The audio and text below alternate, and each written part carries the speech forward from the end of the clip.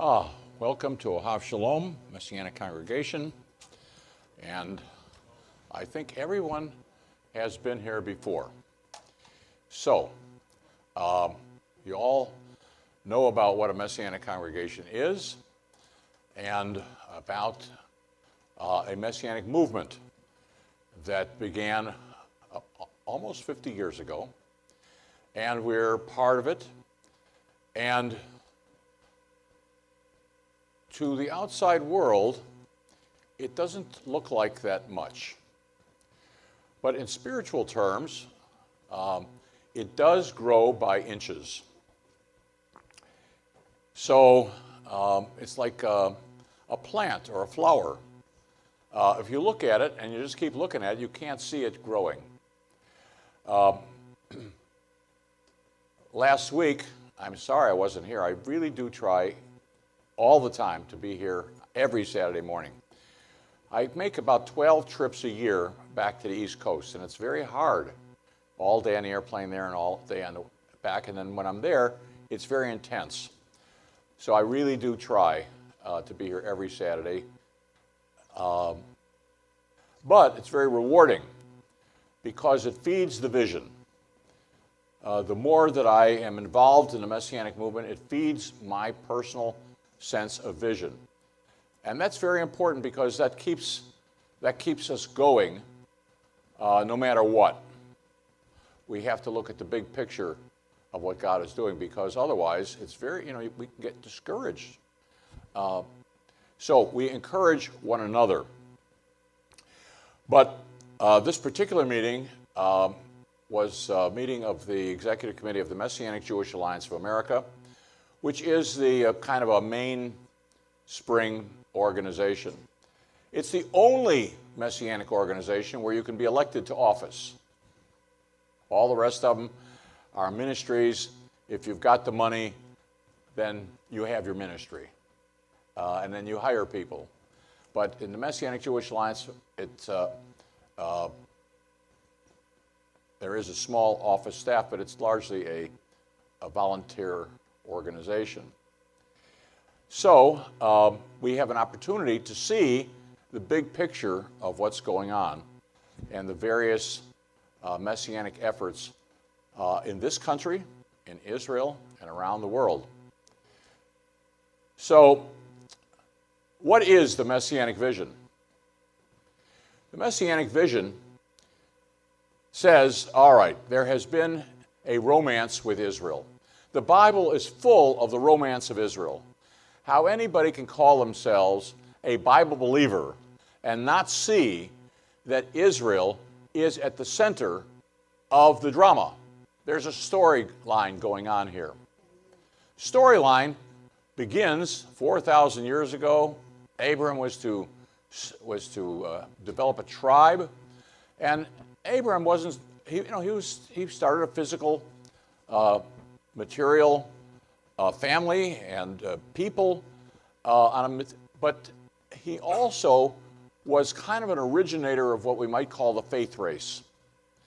And the faith race was that they were going to make their decisions based upon what they understood God told them to do, whether they understood it or not.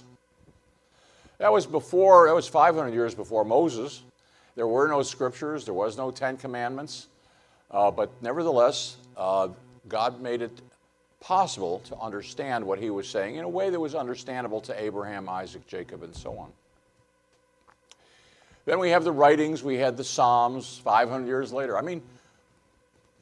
500 years, what's that in the Bible?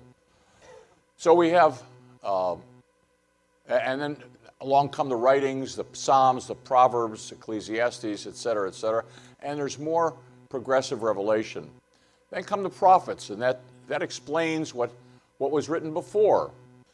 And finally, 2,000 years ago, we begin with the New Covenant that explains, the New Testament explains the Old Testament. And so it's taken hundreds and thousands of years for us to gain an improved understanding of what it is that God has ultimately in mind. What he has ultimately in mind is he had his most noble creation in the Garden of Eden, and it got screwed up, and there was a crime. They didn't believe God. You say, well, all right, so they didn't believe God. Well, that was a big crime, because they chose to believe the other guy, the snake. All right? So what it was a betrayal. Who were they going to believe? Who were they going to believe? Okay. Well, the devil, the snake, he said, don't believe that guy. All right? So there was a choice. Am I going to believe the snake, or am I going to believe God? So the snake says, don't trust God. And, of course, the tree of life indicates don't trust. But we're trusting somebody, and it is very apparent there was a mistake in deciding who to trust. A mistake that had derivative effects. That same mistake is happening all the time in our society and has been going on since the Garden of Eden. We are always faced with a choice of who to believe. Do we believe the deceiver, who's an accuser of God? Don't trust God. He's not going to come through for you. He doesn't care about you. There's all of the reasons you don't hear from him.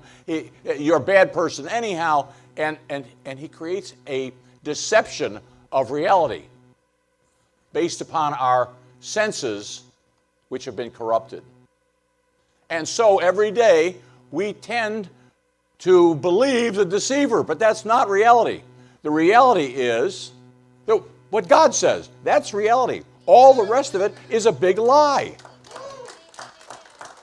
And yet we and our friends in society, and we're always going by our senses and believing the big lie that God's not to be trusted. He doesn't care about us. It's mistaken. You didn't hear from him at all, etc. And that's all fiction. So the deceiver is in the business of creating a fiction to keep us from God. The thin edge of the wedge was done in the Garden of Eden, and it keeps driving the wedge deeper and deeper. However, there appeared, starting with Abraham, some rebels who said, not for me, I'm going the other way. And they trained up their children, etc., and now we began to follow Abraham, Isaac, and Jacob in a new race of people. The new race of people, we can call it the faith race. The faith race. And that's who we are. We actually are in rebellion. We are in rebellion against the deceiver.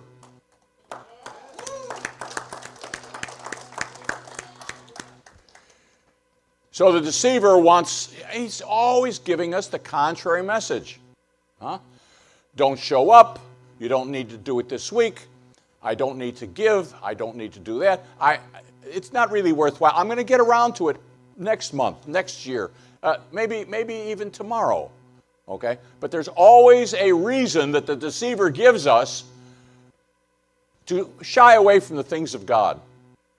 So we show up here because it's the opiate of the masses. It's an opiate. We need encouragement. We need an injection of reality. And by the time the service is over, for an investment of 2 hours a week, hopefully, if all goes well, there will be an elevation. We worship God. We take our place of deference, extreme deference, and that restores us to our right minds. And that's where we can make solid decisions. And so that's what it is. So for an investment of a couple of hours a week, we're restored to our right minds and can make better decisions. And as members of the faith race, the more that we invest ourselves in God's work, the closer we are, because we're demonstrating our faith. The more faith we exhibit, the closer we are to God, the more we see reality, the less the deceiver has an opportunity to lie to us. That's why we show up.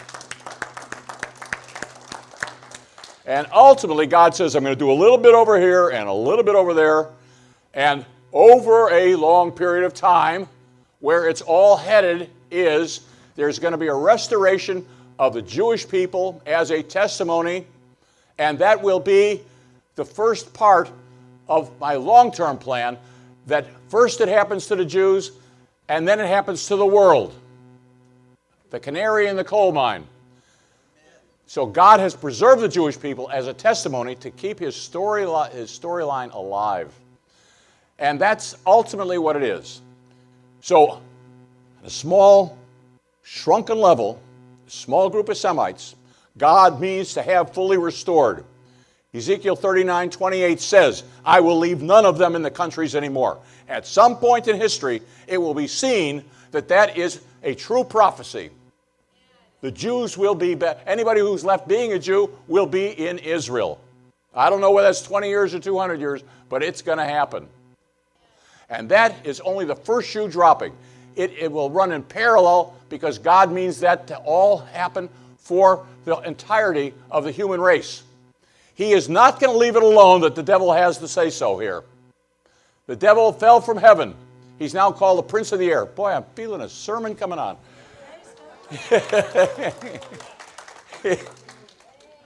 He fell from heaven. Now he's been demoted. He's not only not the archangel.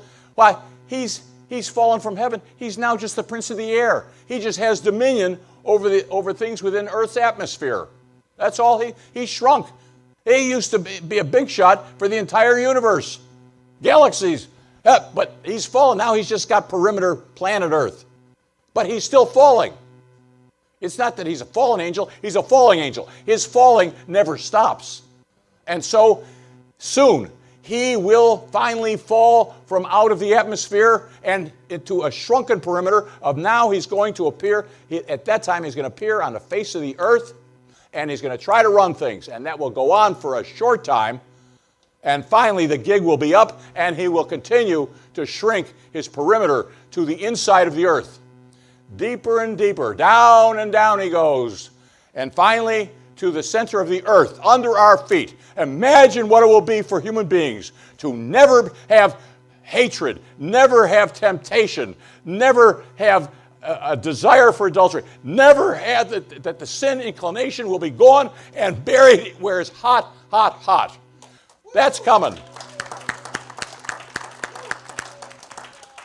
That's what we call the Messianic vision.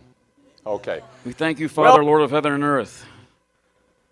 Thank you for speaking with your Son before you formed the world.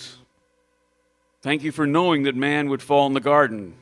Thank you, Yeshua, for agreeing to this humiliating, torturous accomplishment, achievement. The Romans didn't kill you. You were in charge of the entire operation from beginning to end, no matter what.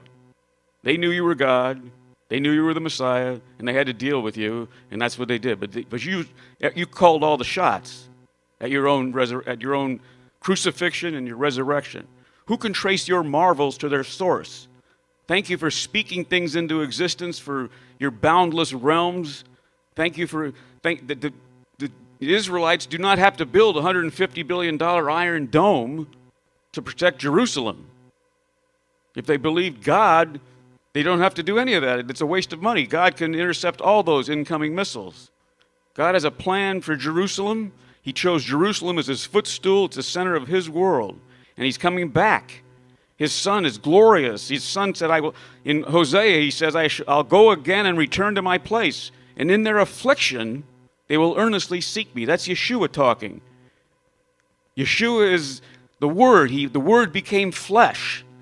That we wash ourselves daily with the Word. His Word comes alive in us. When he speaks to us through his Word. He is the Word. He's the truth. He's the bread. He's the door. Every other way you're a thief and a robber. There's only one name above all names. And he's coming in the clouds with great glory. And now it's time to sing his praises. Amen.